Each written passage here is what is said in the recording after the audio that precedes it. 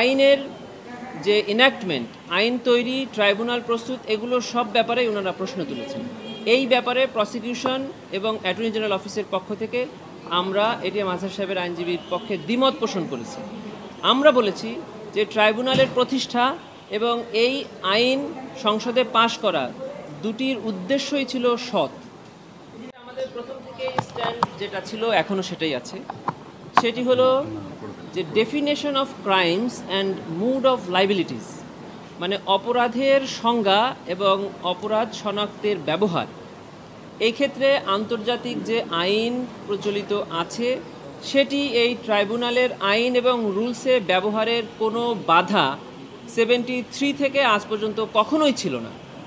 তবে 2024-এর অ্যামেন্ডমেন্টের পরে wide spread and systematic শব্দটি যোগ করে দিয়ে এটিকে আরও সুস্পষ্টকরণ করা হয়েছে, যার কারণে আন্তর্জাতিক আইনের ব্যবহার এই ট্রাইব্যুনালের আইনের ক্ষেত্রে যে আর্গুমেন্ট এটিএম আজহার সাহেবের পক্ষের আইনজীবীরা করেছেন, আমরা সেক্ষেত্রে কোনো দ্বিমত পোষণ করিনি।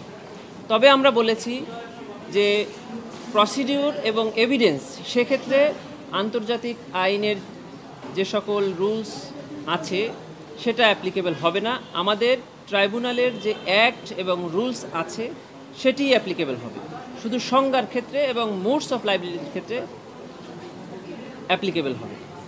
2 নম্বর ওনারা যে আর্গুমেন্টটা করেছেন সেটা হলো এই ট্রাইব্যুনালের কনস্টিটিউশন, মানে এই ট্রাইব্যুনালের এস্টাবলিশমেন্ট এবং আইনের যে ইনঅ্যাক্টমেন্ট, আইন তৈরি, ট্রাইব্যুনাল প্রস্তুত, এগুলো সব ব্যাপারেই ওনারা প্রশ্ন তুলেছেন। এই ব্যাপারে প্রসিকিউশন এবং অ্যাটর্নি জেনারেল অফিসের পক্ষ থেকে আমরা এটিএম আজহার সাহেবের আইনজীবীর পক্ষে দ্বিমত পোষণ করেছি। আমরা বলেছি যে ট্রাইব্যুনালের প্রতিষ্ঠা এবং এই আইন সংসদে পাশ করা দুটির উদ্দেশ্যই ছিল সৎ। অন্যায় এবং মানবতা বিরোধী অপরাধ যেটি 1971 সালে সংঘটিত হয়েছে এবং পরবর্তীতে বাংলাদেশের যখন যেখানে সংঘটিত হবে বা 2024-এ যেটা সংঘটিত হয়েছে, এটি বিচার করার ক্ষেত্রে এই আইন এবং এই ট্রাইব্যুনালের প্রতিষ্ঠা ছিল সৎ উদ্দেশ্যে।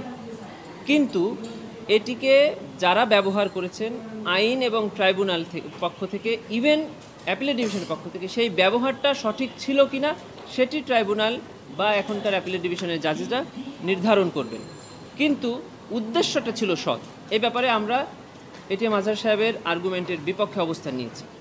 3 নম্বর যেটি ওনাদের আর্গুমেন্ট ছিল সেটি হলো যে এটিএম আজহার সাহেবের বিচার ছিল মেলাফাইডি, মানে তাকে শাস্তি দেওয়ার উদ্দেশ্যে, কনভিকশন দেওয়ার উদ্দেশ্যে পাতানো সাক্ষী এনে অন্যায় বিচার করা হয়েছে এবং অ্যাপিলেট ডিভিশন সেই রায়কে অ্যাফার্ম করেছেন, সেটি অন্যায় হয়েছে।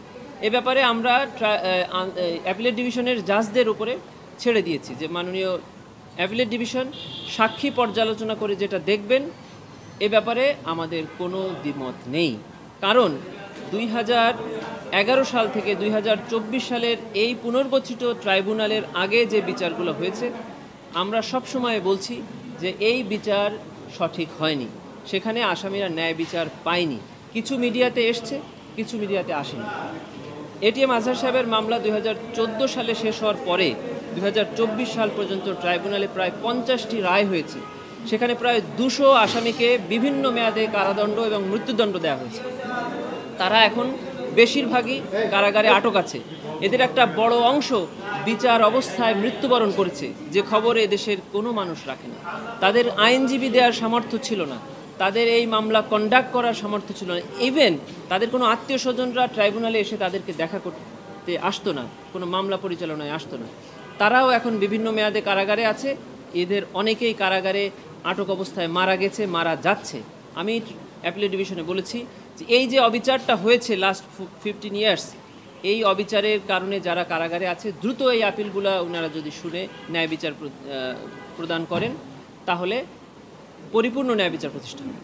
আমরা আরও বলেছি যে প্রসিকিউশন এবং অ্যাটর্নি জেনারেল অফিস শুধুমাত্র অপোজ করার জন্য অ্যাপয়েন্টেড হয়নি, তারা অ্যাপয়েন্টেড হয়েছে দেশকে, জাতিকে ন্যায় বিচার দেওয়ার জন্য, কোর্টকে অ্যাসিস্ট করার জন্য, ন্যায় বিচার প্রতিষ্ঠার জন্য। আমরা এখানে দাঁড়িয়েছি ন্যায় বিচার প্রতিষ্ঠার জন্য, কাউকে সাজা দেওয়ার জন্য নয়, কাউকে খালাস প্রদানের জন্য নয়। সেটি আমরা আজকে করেছি।